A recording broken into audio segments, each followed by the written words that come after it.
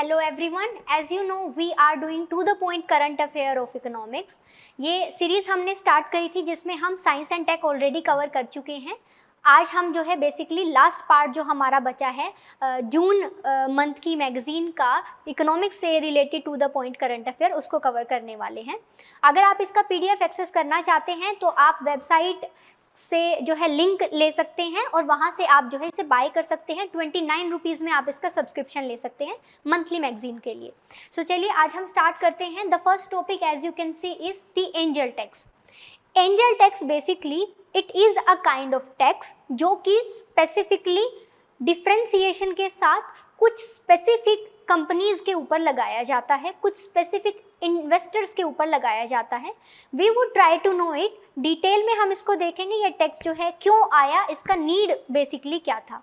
So as you can see that कि ये एक तरीके का टैक्स है जो कि 2012 में इंट्रोड्यूस किया गया था। Why? Because at that point of time we feel that there are some of the companies who are earning more and more money due to their like जब वो अपने इन्वेस्टमेंट को पब्लिक को ऑफर करते हैं तो उस पॉइंट ऑफ टाइम पे उन्हें बहुत ज़्यादा अमाउंट जो है वो मिलती है। So what they are talking about is angel tax. It was introduced in 2012। Why? Because money laundering जो है हो रहा था। एंड वो क्यों हो रहा था? क्योंकि कुछ कंपनीज जो हैं like the startups what they are doing is वो अपने जो है शेयर्स मार्केट में सेल कर रहे थे। And when ever they were selling their shares in the market तो उनको मार्केट में क्योंकि सब्सक्रिप्शन बहुत ज़्यादा हो जाता है उस वजह से उनको जो है प्रीमियम जो है वो मिल रहा था। प्रीमियम इन द सेंस ज़्यादा अमाउंट जो है उन्हें मिल रही थी। इसकी वजह से उनको एक्सेसिवली प्रॉफिट हो रहा था। Then what government did is government ने इन कंपनीज के ऊपर टैक्स जो है वो लॉन्च करना स्टार्ट किया। एंड उस टैक्स के through what they are doing is वो अपना सॉर्ट ऑफ जो है काइंड ऑफ जो प्रॉफिट हाई हो रहा है उसको कंपनसेट कर रहे हैं। Here we will try to know about this thing. So basically what happen is usually इसको एंजल टैक्स को एक वे माना जा रहा था that what they are doing is वो ब्लैक मनी को वाइट मनी में कन्वर्ट कर रहे हैं। अब वो किस तरीके से, we will try to understand the whole procedure. For an example मान लीजिए मैंने एक स्टार्टअप स्टार्ट किया है NR एंटरप्राइजेस। देन हम क्या करते हैं, NR एंटरप्राइजेस मैंने सेटअप कर लिया, it's a kind of startup. Then what I am going to do is मैं इस कंपनी के शेयर्स इशू करती हूँ। कहाँ पर? In the stock exchange.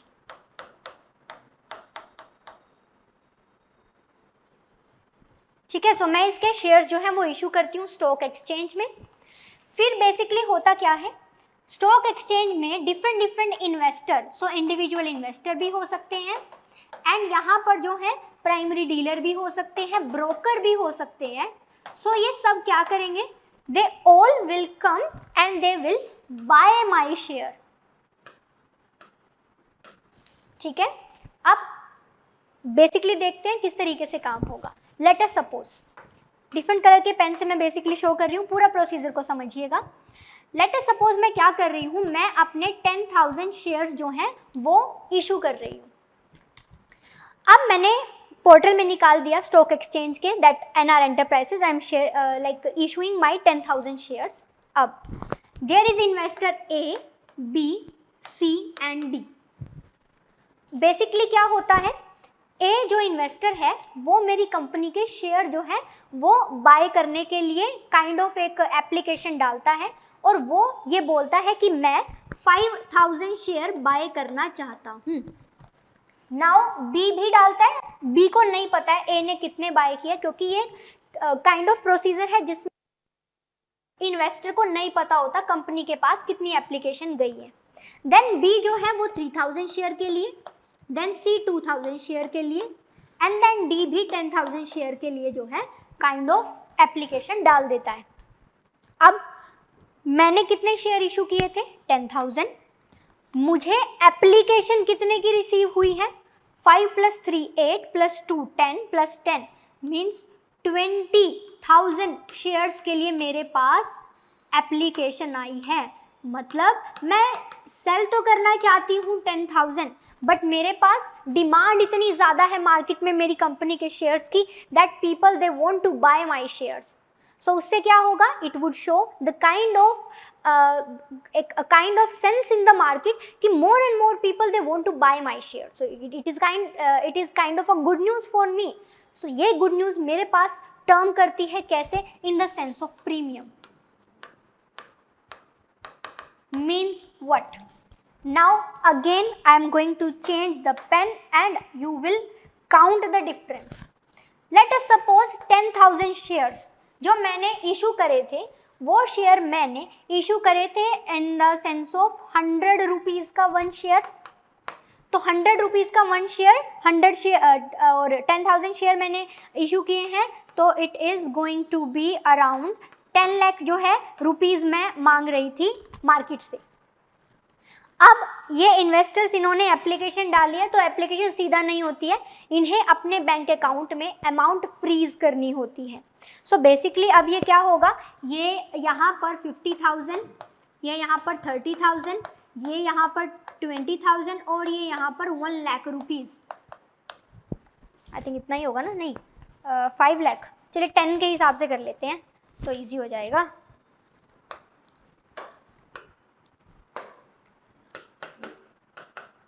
ठीक है, 1 लाख, तो ये 50K, 30K, 20K and 1 lakh.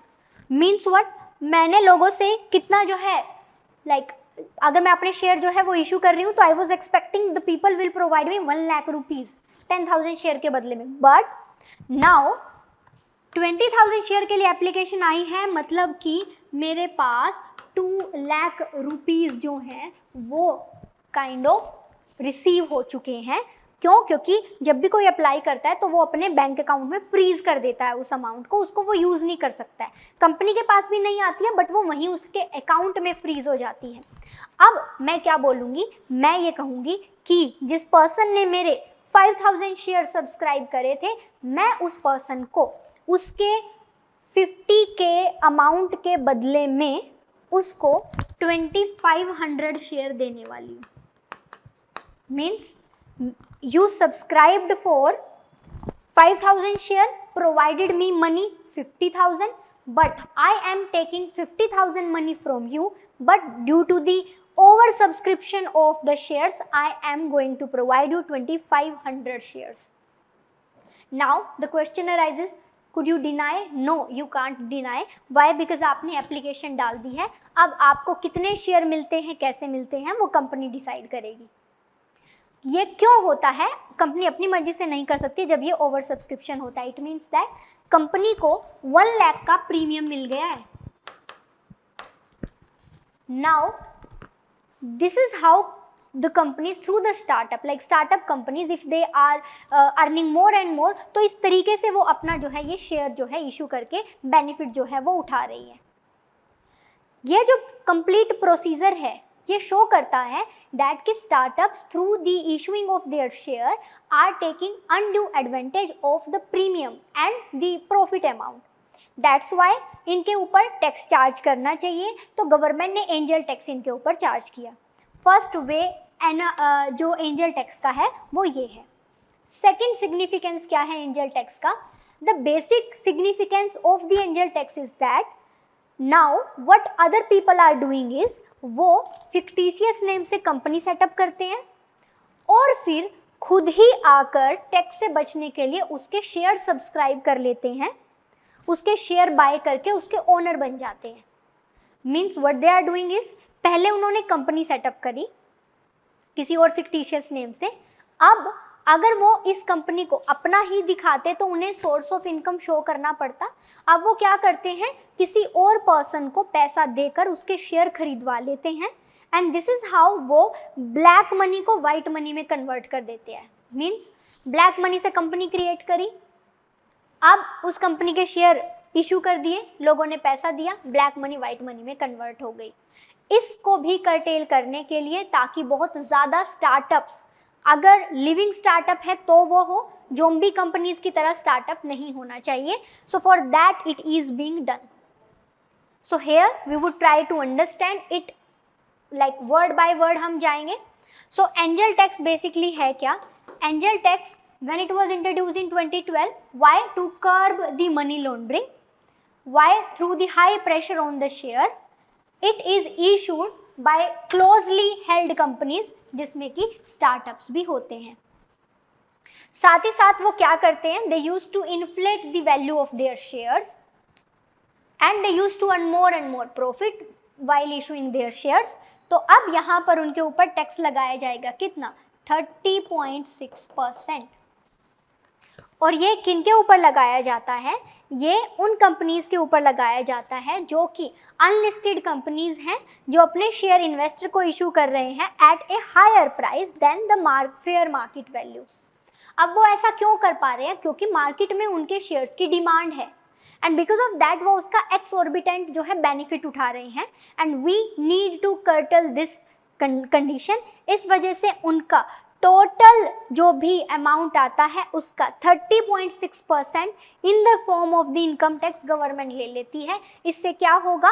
The companies they will indulge into these kinds of activities but they will try to curtail it, they will try to curb it. So this is the basic mechanism of the angel tax. अब basically अभी क्या किया गया है?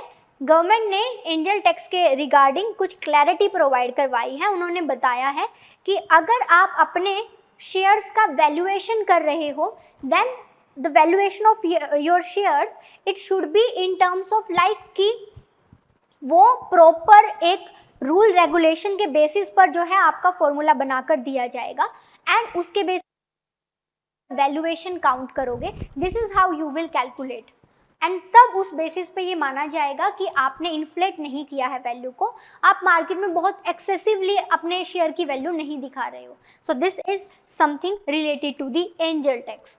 Hope it is clear to you.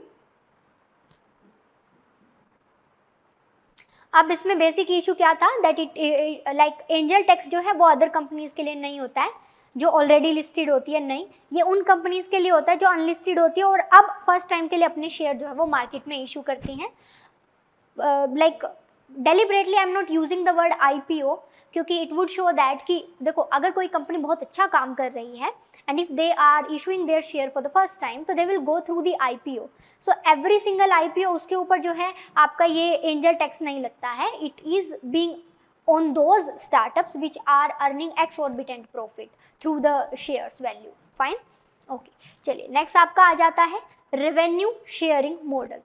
So what is this revenue sharing model? As the name suggests, there is going to be someone who will have a share in your revenue.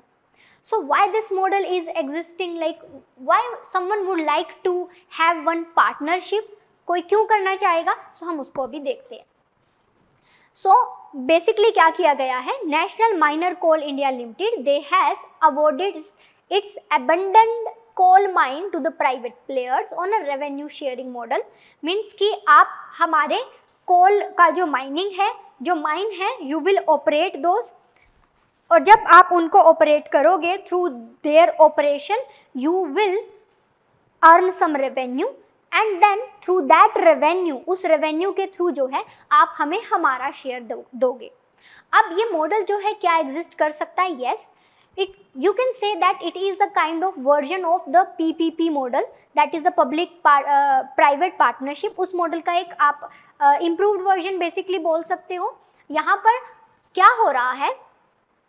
It is being said that private sector coal miner, they are like bidding to get the share of minimum 4% revenue with the Coal India Limited for a period of 25 years. Means 25 years के लिए they will have a sharing model. The private coal miner will operate the mine and then in return of that right they will share the revenue with the Coal India Limited. So what's the benefit for the Coal India Limited? The Coal India Limited, they are not incurring their administration haphazard. They are not indulging into कि यहाँ से क्या कैसे करना है. Like every work, every single thing is being done by the private party. And then what they are doing is वो positively अपना जो है जो revenue आ रहा है उसमें वो share कर रहे हैं. Now let's try to understand about the revenue sharing model. So revenue sharing model जो है ये एक तरीके का बिजनेस मॉडल होता है जहाँ पर 2 और more parties they use to agree to share the revenue जो भी जनरेशन होता है फ्रॉम जॉइंट बिजनेस एक्टिविटीज़ के through.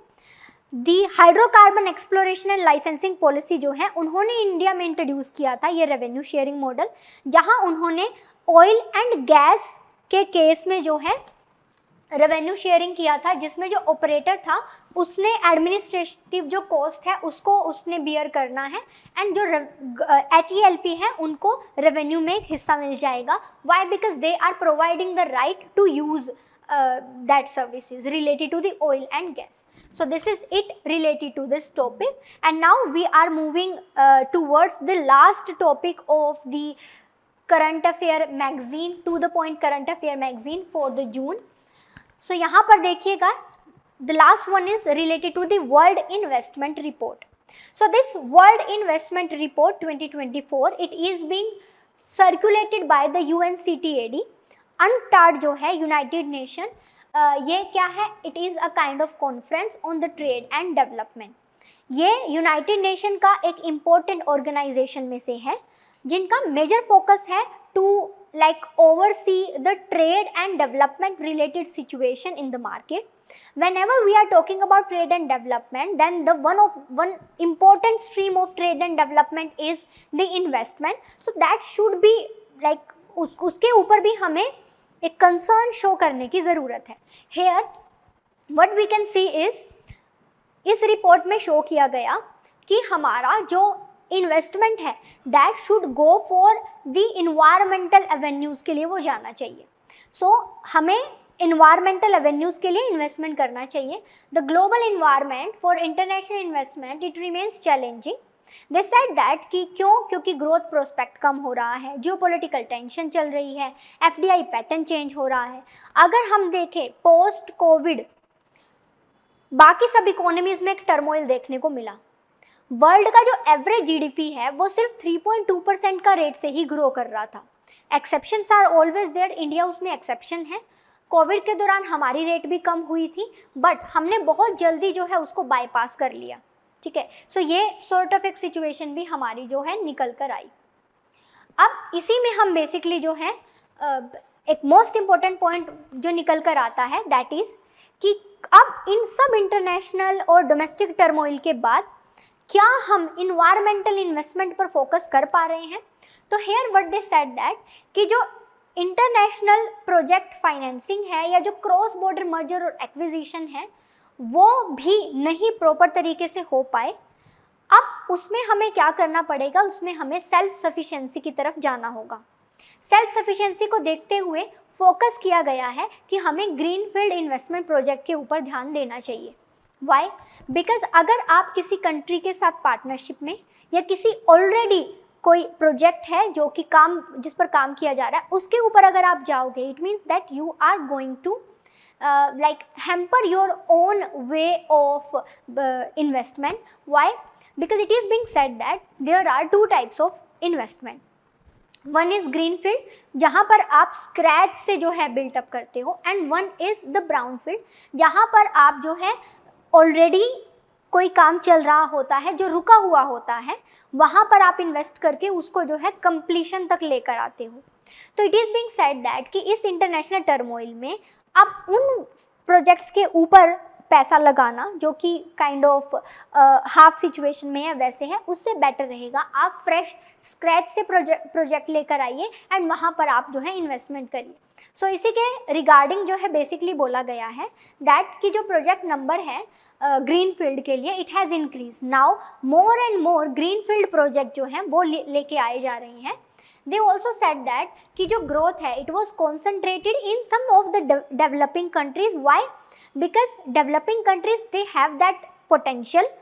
Developed countries they already reached their saturation point.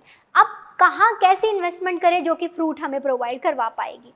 इस वजह से साथ में ही बोला गया है द लार्जेस्ट ग्रीनफील्ड अनाउंसमेंट जो है इट वाज डन इन 2023। वो क्या किया गया? ग्रीन हाइड्रोजन प्रोजेक्ट के ऊपर। साथ ही साथ ये बोला गया कि इस ग्रीन हाइड्रोजन प्रोजेक्ट पर $34 बिलियन जो है वो इन्वेस्ट किए गए हैं। साथ ही साथ FDI जो है वो कम हुई है, but it is being said that कि इंडिया में फिर भी मेजॉरिटी ऑफ द एरिया जो है हमारा लाइक FDI के अंडर इन्वायरमेंटल प्रोजेक्ट आ रहे हैं, टेक्नोलॉजी आ रही है, तो इस तरीके की चीज़ें चल रही हैं। हम जो है बेटर प्रोजेक्ट लेके आ रहे हैं इन terms of the solar alliance, solar water pump हम लेकर आ रहे हैं। इसके अलावा जो है सोलर पैनल लगाए जा रहे हैं, और वो भी आप जो है लाइक ओवर दी ओशन जो है, ओशन के सरफेस के ऊपर आप लगा रहे हो, सी के सरफेस के ऊपर लगाए जा रही हैं। तो इस तरीके के जो स्टेप्स हैं, these are something which require the kind of investment for the environmental projects, तो उनके ऊपर जो है अभी फोकस किया जा रहा है। What you need to understand is कि world investment report 2024 provided by the UNCTAD United Nations Conference on the Trade and Development, they had mentioned that India is majorly focusing upon the greenfield project, and world average में भी greenfield project के ऊपर ही focus किया जा रहा है। So this is it related to this particular topic. अभी इसके बाद फर्दर हमारा जो है इको वाला पार्ट कंप्लीट हो चुका है to the point current affair से। इसके बाद जो है नेक्स्ट हम टू द पॉइंट एग्रीकल्चर का पार्ट जो है वो हम लेने वाले हैं। Stay tune with this series. और अगर आप इसका PDF एक्सेस करना चाहते हैं तो आप जो है वेबसाइट से लिंक ले सकते हो और वहाँ से इसे सब्सक्राइब कर सकते हैं। इसके साथ साथ अगर आपका किसी टॉपिक में डाउट रहे तो आप कमेंट सेक्शन में पूछ सकते हैं। Thank you so much.